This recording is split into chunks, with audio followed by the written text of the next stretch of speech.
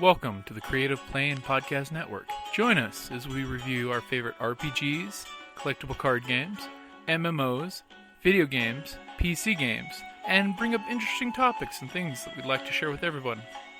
Sit back and enjoy the show.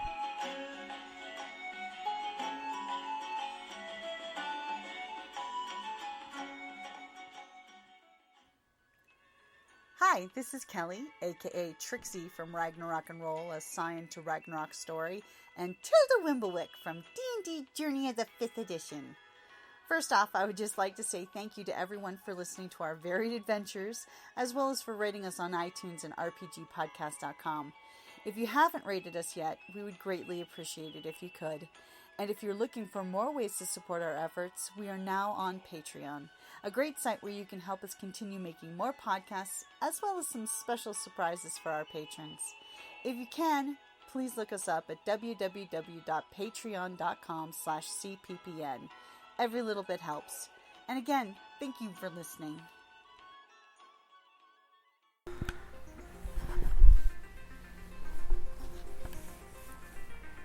Welcome back to the Creative Play and Podcast Network. It's August again. That means RPG-A-Day is back.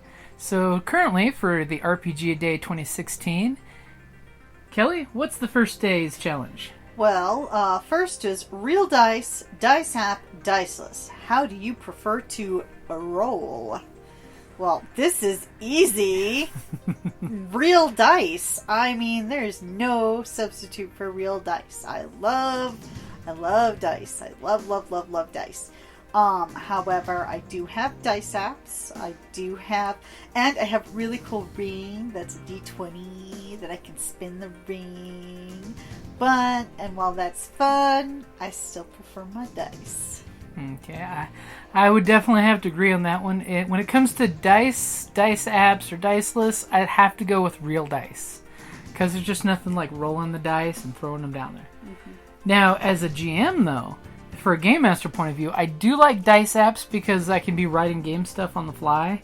I can be walking down the street, all of a sudden I get inspiration, and I'm like, oh, I need to roll some dice real quick. And I've got the Fantasy Flight Star Wars dice app, which gives me access to the Star Wars dice as well as the D&D dice. So dice apps are handy, but me personally at the game table, I prefer to have me and my players use real dice. Yeah, and I prefer real dice too. I mean, other people will like to use the dice apps for gaming, and I'm like, there's no substitute for you're around the table, somebody rolls a natural 20 or a natural 1, and it's like, oh, that exaltation or that just defeat of like a group. Oh man, the explosion of everyone. energy. Yeah, exactly. I'm sure as if anybody's listening to our podcast, we can get pretty loud when there's a natural 20 because it's awesome. Hey, look at it this way. If you ever go to Vegas, have you ever seen the crap table?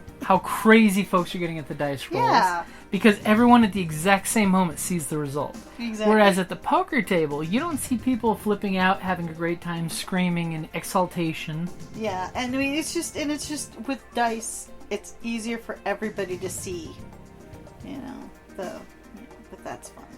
Yep. So when it comes from me and Kelly, we gotta stick with real dice. Alrighty, guys. Be back to you with the next one, which is the best game session since August 2015. See you guys next time.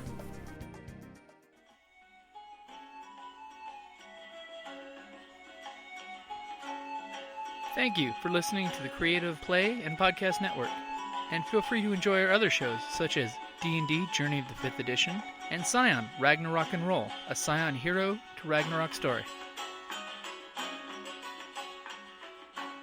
Thank you for listening.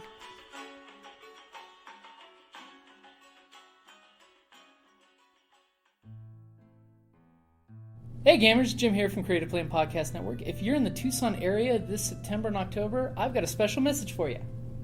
Hey, this is Karen from RinCon. We are having our convention from September 30th through October 2nd here in Tucson, Arizona. Come out and play every kind of game under the sun with us. We've got role-playing, board games, minifigs, CCGs, we've got Artemis, we have panels with special guests, and this year the theme is steampunk. So get out your, dust off your dirigibles, get out your chapeaus and put them on, come on down.